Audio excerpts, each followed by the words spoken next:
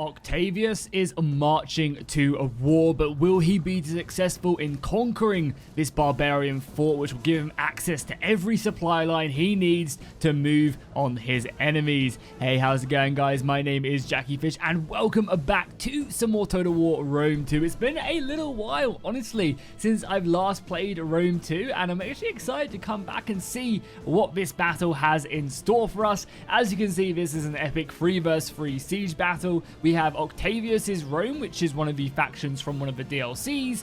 We also have this other barbarian faction. I assume this is like one of the Britons or something, again from a DLC faction. I actually have no idea where these guys are from, so if you guys could let me know down below in the comments, it would be very interesting. But again, yeah, this is a DLC faction right here. Then on the far right, we have the forces of Pontus, so we've got some Hellenic forces in there coming in. Again, their main focus right now is to try and destroy as many of these ballistas and also the archer towers as possible. Then defending, we have the forces of the Seleucids on the extreme left-hand side. We obviously know and love them. A lot of these Thorax swordsmen, Furios spears, and I'm sure there'll be a pikeman or two scattered around in the wings. In the center, as we already saw, we do have the army of Massalia, so actually quite a lot of defensive forces being brought today. The defenders, I think for the most part, actually have a very, very good setup because they have two Hellenic factions, great with defensive forces, hoplites, Furios spearmen, pikemen, good slingers, range units, so ultimately one of the best defensive factions. And then supporting them, we have the army of Rome, so again, I feel like the defenders have a very, very good setup, and we'll have to see if they can be broken this day. So the attack is going to kick off with these siege towers being brought up, and it does seem for the most part that the defenders aren't really planning on actually holding this line.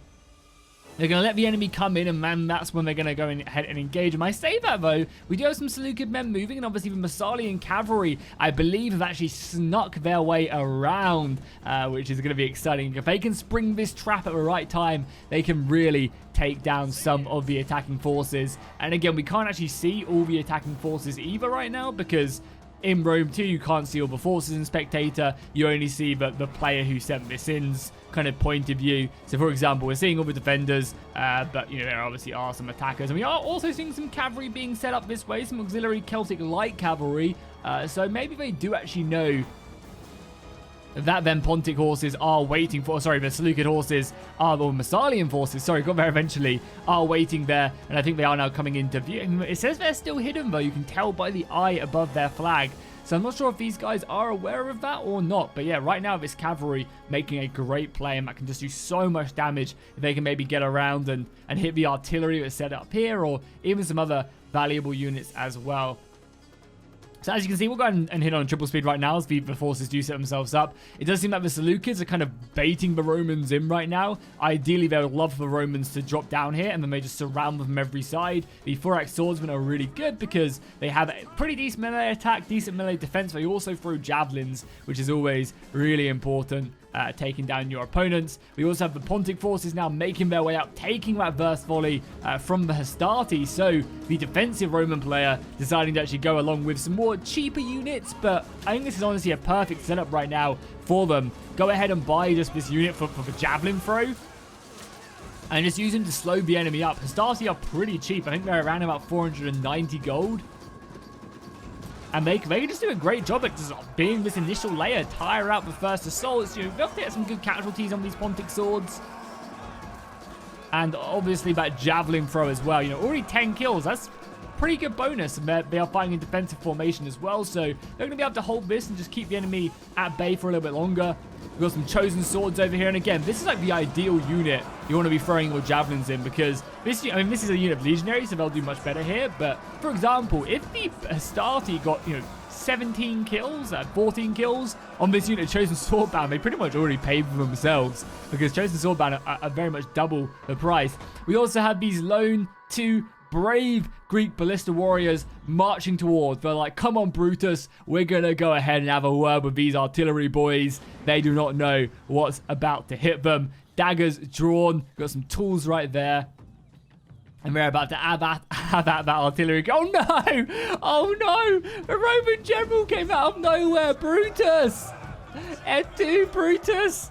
Et And he goes down. Wow, what a unfortunate chain of events right there. The 120-man Voktiai cohort coming in and ending that day. The central battle has now commenced. Now we have some of the axe warriors of Massalia. Obviously, Massalia are known for their mix, their hybrid setup of Greeks and barbarians. Definitely one of the more interesting factions, I think, in Rome 2 is Massalia.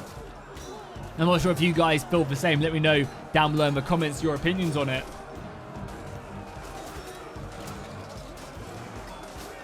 Because obviously they get access to pretty much the best of both worlds. The aggressive infantry of the barbarians and just that kind of sturdy line from the Greeks.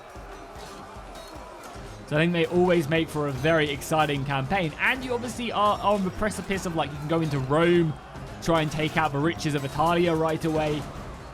Or you go into, like, the gold mines of Gaul, and you maybe go into Spain and get all the mines there. So it's always a really interesting campaign. Or you can just go over to Carthage as well and engage them, you know, support Rome as an ally or an enemy. Unfortunately, the Roman enemies this day have done a great job of actually surrounding this unit of legionaries, and they are now in absolute peril. And I believe these legionaries have actually broken from the field. Yeah, this Briton, I assume these are like Britons or Celts maybe, or yeah, they're definitely from like the Octavian campaign. Either way, I'm just going to call them Britons. You guys can correct me in the comments if I'm wrong. But yeah, so far, they are doing a great job. And unfortunately, this unit of Astartes is about to get absolutely surrounded right now. Sandwiched from the Pontic swords and the Chosen Sword Band. And they are going to get absolutely cut to pieces on that flank. However, all is not lost. Legionaries supported by the Hastati did a good job at breaking these swords. Now, you know, more reinforcements are arriving, but having this kind of sandwich on them is nice. I mean, if worse comes to worse, they can also just charge into the side of these guys and help them out. I mean, honestly, the Hastati are holding their own. I mean, the Hastati stats aren't actually that much worse than Pontic swords. Wow. I thought Pontic swords were much better than they are. Over on the other side as well, we are seeing the Roman player really just holding the line, not looking to overcommit. It does seem like this siege tower might end up going down because of that. But yeah, he's really, I guess, waiting for this to go down. And I think it's always a good idea, like, to have this set up. If you're going to kind of play by this, let these guys break through. Because as soon as these guys break through, or at least close to breaking through, then all of a sudden they can start sending soldiers around and helping you as you push in. It's just all about timing. And here we go, Massalian cavalry going deep into the attacking line right now. As you can see, I think they're heading off with this artillery. We have the Avokai cohort moving into block right now. But there could be a lot more hidden inside this forest, and I feel like, yeah, boom, look at that. A lot of the Roman army now coming out. Armored legionaries here. And yeah, all of a sudden these Hypassus lancers just get pushed back, not wanting to overextend, take a Pila volley. Because, yeah, these legionaries will cut them down. We even have some of these auxiliary spear brothers as well in here, which would be the perfect unit to repel against the Hypassus, who are actually going to decide to charge in. I mean, obviously this unit is not braced, and they're going to counter-charge. I'm actually going to... Oh, no, they didn't. They glitched out. Good old Rome 2 right there, not throwing them javelins. It seems like the cavalry is just going to pull its way through and really go after the longbows or the artillery. I mean, they get a good charge off here, killing the missiles. Oh my god, absolutely massacring them on the charge, killing over 30 of them. But this unit of Hypassus is done for. And the thing is, if they don't even get this kill, I mean, they're probably going to. The rally gets popped off, but unfortunately this unit does end up breaking. We're going to have to see if this is worth it. If they can take out some artillery and they can maybe take out the auxiliary longbowmen, which they have already succeeded, then maybe it's worth it. But this is an expensive unit. And taking in one unit of archers out, I'm not sure if that is completely worth it. However, archers are so crucial in the late game to break through them last defenses. So maybe it is. Maybe it's not like a good trade money-wise, but maybe it's a good trade overall. And it's cut this unit down to a third, which is nice. Cut this unit down by 30 men as well. So overall, I guess it was an okay exchange. We'll have to see how it does play out in the end. Again, Rome still just playing very passive on that left side. I guess that Gustavius is Rome. Massalia actually finally breaking through now as well. Sorry, I should say Massalia actually holding the line here, being pushed back though by the Britons as the more and more missiles go. Oh my god, what's happening there? Look at the Pila in the sky. yeah, able to get some good volleys in them. They've also brought out elite Highland archers just to help them out a little bit more efficiently here, which, you know, makes sense. Bring up these archers early is always a good idea. And we have some of the defending cavalry being pushed out here now as well, being chased down by the Cappadocian cavalry, though, which are going to ensure that whatever they hit into, they do not survive much longer. And it does seem like this cavalry is going to be making a break for the artillery once again. But there's still plenty defending it, so it seems like this cavalry has maybe come a little bit too early. Unfortunately, taking a little bit of a volley there in the back as well, killing only 3 equites, so not the end of the world, but that's going to be reducing their HP. So the next volley will definitely do a bit more damage. Oh, we have a break here by the Massalians, throwing their Furios swordsman or spearman through onto the archers. Very nice movement. There's not really anything here to defend this besides the Chosen Sword Band, and they'll be able to deal with this. So a nice little push out there. Unfortunately, only grabbing a handful of them. So again, a little bit unfortunate. And now the Equites are moving in. If the Equites can get a good charge off here, that is huge. And, I mean, they had all the time in the world to prepare for this. So I don't really know what the Pontic player is doing. They're just letting their artillery get charged. I mean, they've literally seen these guys set up. Luckily, that charge was an absolutely abysmal attempt at killing these guys. And that could literally save them. There we go, pulling through a little bit to get more of the models in and then attacking. But yeah, that was an awful charge. Swordsman coming in as well. I don't understand how that happened. All you had to do is just cover yourself slightly. And yeah, they're going to get this artillery before the Equites go down. The Equites aren't the strongest unit in the world, but able to break this artillery. It might come back from routing, but it's still going to only be on like maybe 3 of these artillery pieces. So the Equites paying for themselves there in a very, very efficient way. And it seems like the Romans over on this side are now starting to come down. No, still not coming down. Actually losing these. I don't know what the Romans are doing. Like, I understand they're waiting for this to be broken through so that, you know, more reinforcements can come. I'm pretty sure you can break your way through this part of the street and envelop these guys. But even still, Rome probably should get up to some stuff fairly soon. Did more of the cavalry come in? Oh, it seems like they did and got absolutely cut to pieces. Is there any more Massalian cavalry scattered around? Yeah, there's like, what, some over here? And they're all going to go after the Scythian chariots of Pontus, try and kill Pontus's general. Obviously, the chariots are really scary if they get the charge off. They can rip through dense infantry blocks. But if this unit of cavalry gets in on them, they're going to cut them down. And that is really bad. Pontus being just out-microed right now. A good charge off on them chariots, and they need to get moving. Yeah, unfortunately, I think Pontus obviously having to deal with that artillery crew. The artillery crew are still alive, but only half of them. So I think they can get on 3 more of them artillery pieces. And wait, yeah, unfortunately not able to do enough damage to kill a chariot or 2, and the cavalry comes in as well. They must be close to losing one, to say the least. And right now, the cavalry is just causing mayhem around the back, and another artillery piece, another siege tower. And again, Rome has kind of left this too late, having to realize, oh crap, maybe I should start to send forward my siege towers. Because if I don't, they're all going to burn to death soon. And we can now see the Celtic Warband, the mercenaries, for Octavius' Rome, taking the brunt of the initial assault. But as we see during this battle, the right-hand side is seemingly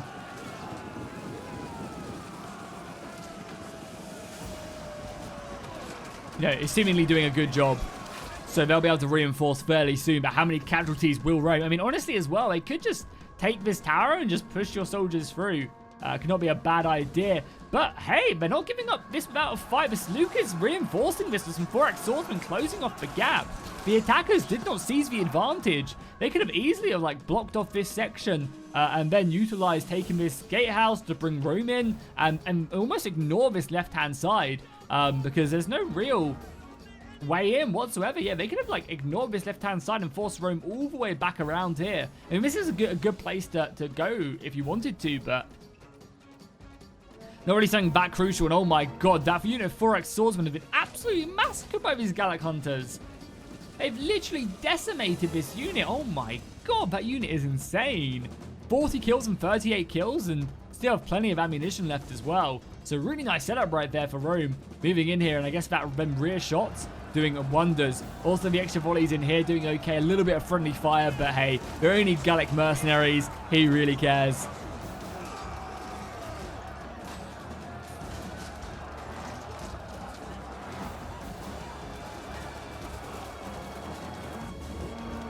And then on the far right-hand side, yeah, I can't believe they haven't really pushed more in. Just taking this gatehouse would allow them to really bring in a lot more of their army. Luckily, Pontus is really struggling. I'm not sure if Rome is just committing a lot of their defensive forces, which it does seem like is the case.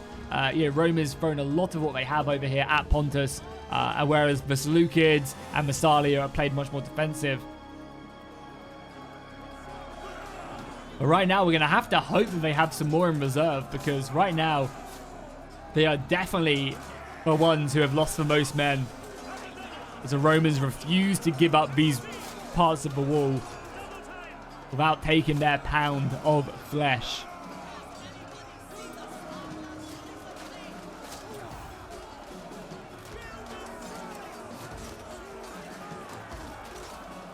You can see some more reinforcements coming off in the distance. Just getting that surround on these legionaries is going to be so goddamn important. I'm also surprised we're not seeing more men thrown up here. Like, there is a lot of soldiers here, but I guess it's a lot of archers. And because the Seleucids decided to really push out, it's caused some issues. Overall, though, we are seeing the Seleucids on a full-out retreat now, so they're going to be pulling back to this inner layer. However, this inner layer can be attacked from several positions, so it's not one of the better ones. So you can attack, obviously, the long way around right here. You can even get some archers up here as well to start firing down, which is always a good position. You can obviously go all the way around, which completely opens up the assault on every single angle. You can send some soldiers all the way up here, and you can go there, and you can also go up this route and obviously the main center one. So there's plenty of ways to attack this inner layer for the attackers. We're going to just have to see how many men they have left once they do this, as they move in and clear out the rest of this. We've got kind of more of an engagement over here as Pontus throw forward as many men as possible here. But yeah, the Pila coming in, it's just brutal. That's one of the reasons why Rome is so strong. That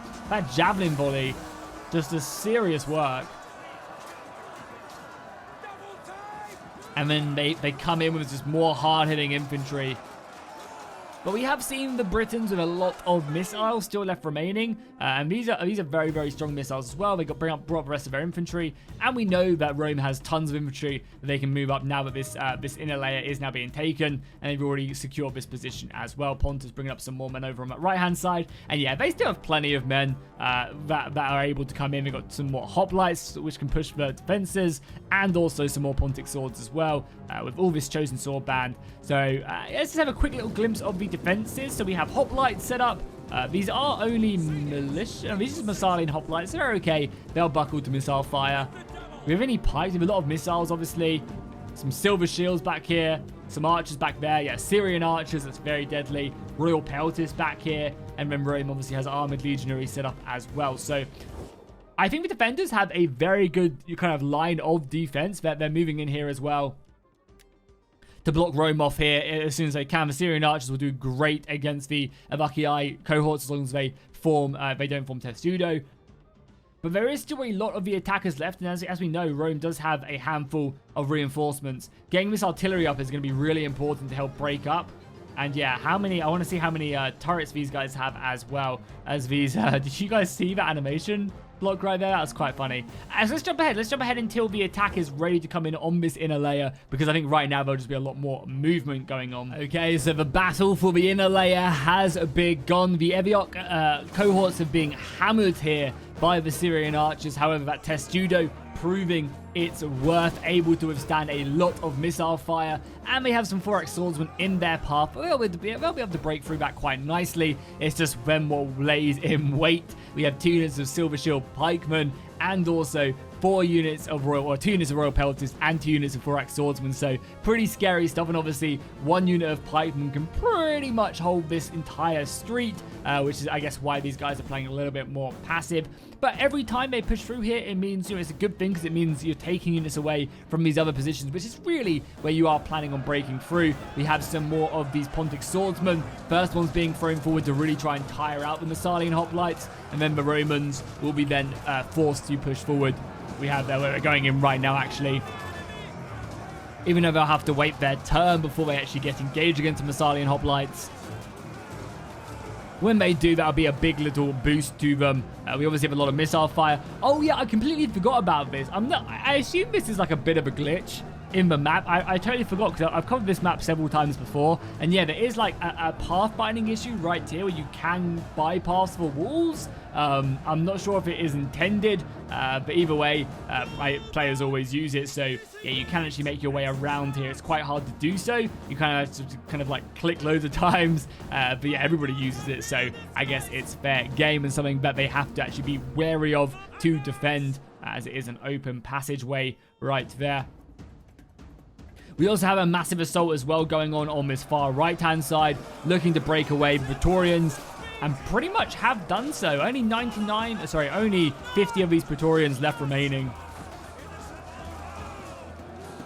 And once they're taken care of, this is going to open up this stream. You can also see that's one of the reasons why these guys are broken through here, so we can try and get the surround on them, break the Praetorians, fire arrows coming in, and boom, just like that, 39 cowardice Praetorians obviously have been paid off. And that's going to open up another avenue of attack right here, allowing the attackers to get just an absolute ton of men into this section, drawing them off. And honestly, if I was defenders, I'd probably just fall back at this point. Just kind of hold this layer. No need to open yourself up.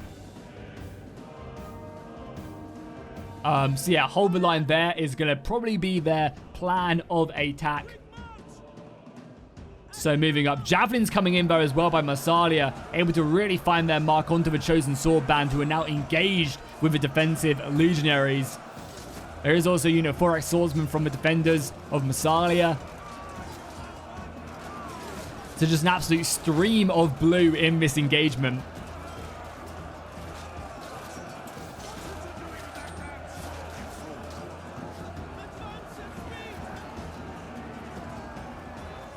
For more reinforcements coming in from the attackers now that this avenue has been opened up. Also, one of the great things about this being able to get up here as well, probably the most crucial thing, is your archers can now fire into the backs of the Massalian hoplites. So that's absolutely huge, and I hope we see these archers do that. They should be in range to do so. Yeah, being able to get your archers to fire into the back of these guys, opening up another avenue of attack is absolutely massive. It does seem like the left-hand side is still... The Roman player has been super passive this entire game. Octavius's Rome, I should say, has been super passive this entire game. But still able to do some decent damage. I like the way as well Pontus has set up their line as well, leaving a gap for the Peeler to come flying in. Again, it's always smart to kind of use every advantage to your maximum ability. It doesn't seem like there's a ton left, though. This is like them going all out. A few more reinforcements coming in. The archers causing some harassment. But this is literally kind of it. Like, the attackers have thrown everything, and if it doesn't stick to the wall, then they are going to be in a rough situation.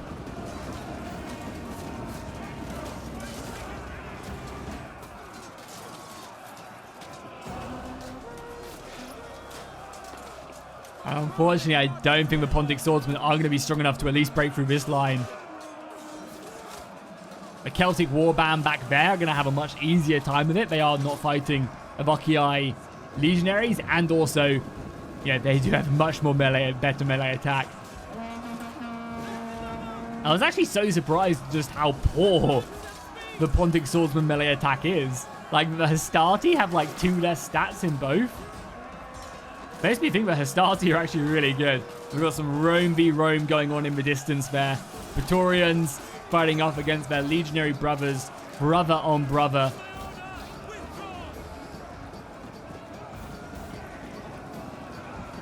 More soldiers coming in. I'll also be interested to see if them chariots get brought in as well. Where is the Pontic general? Is he still just kind of sitting off?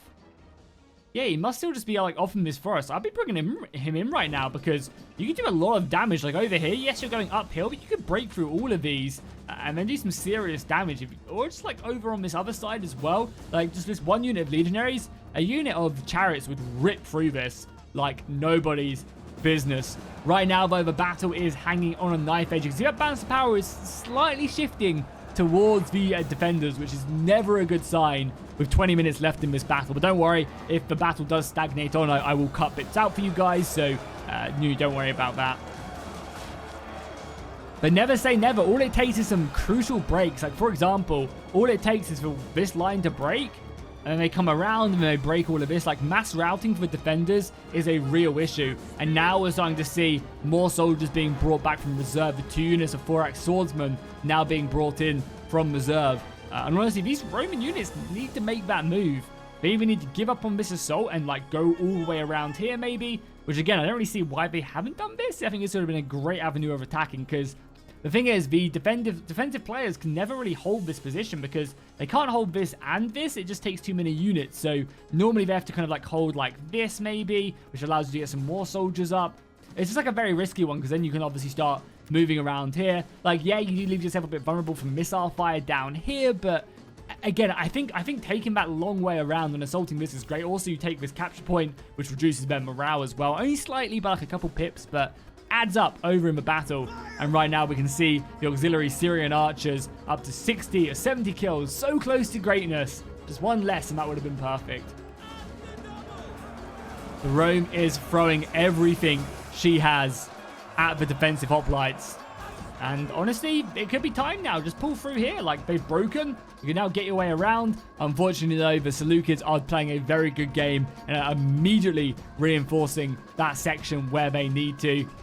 More archers coming in again. This is what I'm saying. Like, you just create these fire lanes right now. Good play here from Britain. Just now shooting into the back. That's what you want to constantly be doing. Same over here as well. If you have any spare archers, fire into the back of these guys from that avenue. And just keep on putting that pressure on the defenders. Pontus are trying their best to avenge their fallen comrades by breaking through and surrounding what remains, but by doing so, they are taking a big morale penalty. I think one volley of fire arrows here could be crucial and actually end up breaking everything Pontus has. However, the defenders have barely anything here. We've got 1 unit of 4-axe swordsmen and 1 unit of 33 4-axe swordsmen, basically holding this entire line. Soon enough, they are going to break through and able to, like, obviously clear out this big section of defending 4-axe swordsmen.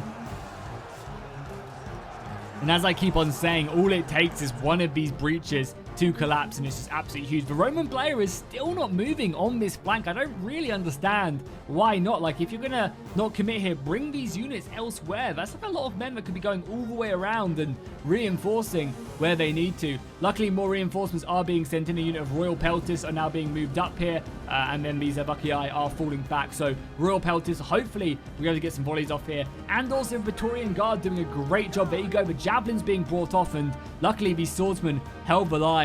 Yeah, I mean, I feel like it's looking very shaky. A big mass rout could apply, though, right here. And that could open up a big avenue. Balance of power has once again gone back to even, which is nice. I feel like Pontus is so close to breaking. But so is so are the Seleucids over on this other side. And the defenders are running out of men. The last couple remnants of soldiers are now being brought in. Like, this is the hour. This is the time you just smash through this now. If there's ever going to be a time, they need to make their way in. And yeah, everything is rushing back here. You can really see there is just not much left for the defenders in the slightest. They have a handful of units. We are now starting to see this flanking force being brought around. I think they really want to try and deal with this section of the battlefield as quickly as possible. And maybe these guys should have gone out a little bit sooner. But they should be able to hold this. And if they can route this, and they can divert a lot of their forces elsewhere to not have to worry about that. The Roman player is pushing on the attacking side of things. More reinforcements from the Gauls turning up.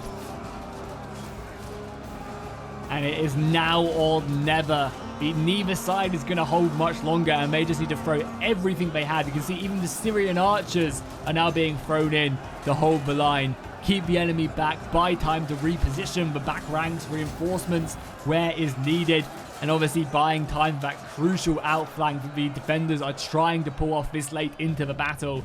And yeah, finally we're starting to see reinforcements being brought over. I guess better late than never. They really should have been brought in. I mean, honestly, if you're going to be doing this, I'd just leave 1 unit here to maybe just engage, kind of keep these 2 units locked down.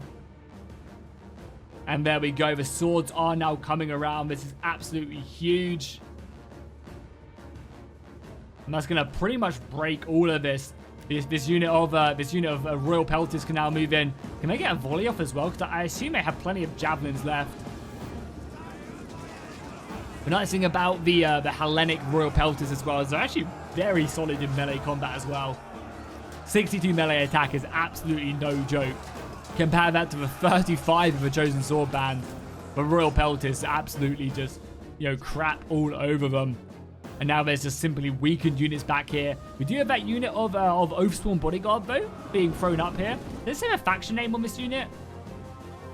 Caledonian, yeah. So they're like Scots, Caledonians? Is that Celts? Is that like bottom Britain's Caledonians? Is that the Scottish? I can never remember. Caledonians. I think that's like Central Britons? Yeah, I think that's like Central Britons, not Scots. But I'm sure you guys will correct me.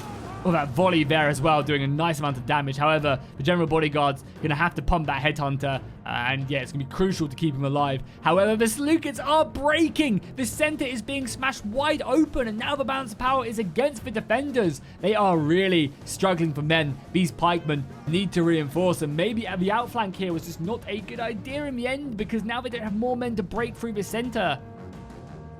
Or to stem the bleeding. We've got Massalian hoplites for General's Bodyguard being brought up now to try and plug this gap. The Romans are flying through, and I think this is literally anybody's battle right now. Both sides is committing everything they have to it. I can't imagine there's many missiles left really on either side as well. We also have the pikemen though, and that's why it's so crucial there aren't many missiles left, because these Silver Shield pikemen are an extremely strong unit. Then bad boy pikes can go down. Hopefully they will be activated and thrown in ASAP. And they can just do some serious damage. And there's not really enough missiles to kind of deal with them. Finally, the pikes have been brought down now. So this is huge. This could literally be the game winning. However, that balance power bar is so low. And the Celtic Bodyguard is completely surrounded. Only 46 of them left. That's a unit of Oathsworn right there. And they have been broken. Oh no, the Caledonians struggling massively. Oathsworn going to be completely surrounded. And now these soldiers can actually start moving in to help again stem the bleeding. Everything is being thrown forward here. Silver Shield pikemen now committed in here against the Romans. And I believe there is another unit in reserve somewhere. There's a unit all the way over here. This unit must have routed and come back, yeah. As you can see, there's just not much left for them. There's still a hefty amount of missiles. I assume granted out of ammunition, but there's still a handful of them left. And you can see right now, every bit of arrow fire that is still remaining is being used to focus down on them Silver Shield pikemen as the fighting continues. And the Silver Shield pikemen are being pushed forward, but I think they just have to sit there and take it. Because right now, they can now be enveloped. Now, leaving their defensive ground, you can see, I think these spearmen and other units are going to come around. And yeah, that's going to cut. Yeah, these Silver Shield pikemen have gone to their death. We also do have some Royal Peltis being brought down as well. So I think the attackers are being maybe got off a bit scot-free here. They didn't need to do that whatsoever. Over on this other side as well, Octavius's Rome are engaging against the Massalians. However, more reinforcements. The last unit of Silver Shield pikemen now being brought up as well. Able to just kind of pinch some movement in these Romans. But again, the Avukii cohorts are so strong. They have such high morale. 70 morale. I honestly still think this is anyone's game. I mean, it still looks like the attackers just have so many soldiers left, but can they break? Maybe as well, we should have seen the rest of the soldiers being brought around. I must have missed them chariots as well, because I can't see them yet. And now we just have more and more soldiers being brought down. This unit of auxiliaries being faced off against whatever Seleucids they have. But now the Seleucids coming down off this hill, I think, just really cost them so much. The Avukii is doing a great job and can now start pushing in on the Silver Shield pikemen. Or at least trying to, I guess. Keeping them at bay is great, and they can try and push through elsewhere.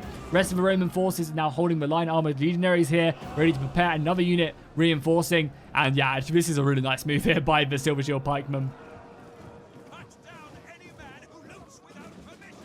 But then we also now have the balance of power looking very shaky for them as more and more missiles come up. There can't be many arrows left. I can only assume these archers are at the end of their tether. And what the hell are these guys doing? What the hell are the Silver Shield pikemen doing? Oh my god!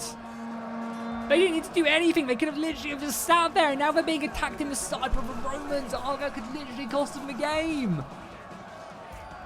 Oh no, that is not good. Yeah, they were getting shot by missiles, but they were going to get shot by missiles regardless, and they knocked off these entire units. Not good. And now the last, like, I assume this is, like, literally the last of what they have left. Silver Shield, 4-up Swordsman being brought back here as well. Only 6 minutes left. Rome reinforcing as best they can. More banners being dropped down. And here we go. This is the final push in the battle. Luckily, the Pikes have able to get their way out there. But they lost probably half the unit there for no real reason. Able to now pin in these 2 units, but still very shaky. Brother on brother here, supported by their allies. Got that Brace as well. Brace is going to be giving them some good melee attack and melee defense. Bonuses can see up to 63 melee attack and 57 melee defense. Can't complain there. Also, might not be a bad idea to throw this general unit around as well. Maybe try and take down some of these missiles. Try and hit in that army attrition as best you can. Also, some arrows left as well. Does seem like this Evoci are making their way in, though, through the hidden passage, like Helm's Deep. You also have a unit of Octavius' Rome coming around to attack. This is the attacking Rome. Oh, and I think this balance of power bar is just not looking good. Defenders have very little left in the way of, you know, kind of defensive units. This outflanking Evoci as well is probably going to be the death of them. Unless they can break the Romans here. But even if they can, like, what does that achieve? These Thorax getting pounded by Pila. And then obviously the charge is going to be just as brutal here. It's looking very good for the attackers now. Unless there's a big mass rout. It looks like the attackers probably going to clinch this bad boy battle. Because they're just under so much pressure right now. Yeah, having that entire Evoci general unit able to destroy these units here. Even though we do have see this unit of swords getting stuck in against the Pikes. Not going to be a lot. That's going to free up one more unit for the armored legionaries to come in. And yeah, now we are seeing them just being thrown back. The general's bodyguard lobbing his way in against the Syrians. Where's the cavalry? The cavalry's going to get a great charge off. Maybe if you can kill Octavius' general, that's going to be enough. Rear charge can be doing some decent damage. Reinforcements coming in as well. This unit of Evoci for the defenders' Rome are going to be moving in as well. The archers being set off. A Thorax doing an okay job, but losing that battle decisively. Oh, these guys do have arrows left as well. Oh, that is huge. They do. Precision shot. Oh, my God. The Evoci general for Octavius is going to be struggling. He's getting cut down now. 1 or 2 more volleys here. Oh, my God. And he's obviously getting cut down as he runs over to try and stop these archers. That could be the battle right there. That could send shockwaves when he goes down. Only 3 minutes left, but just do the defenders have enough? Octavius' Rome still has plenty of added units.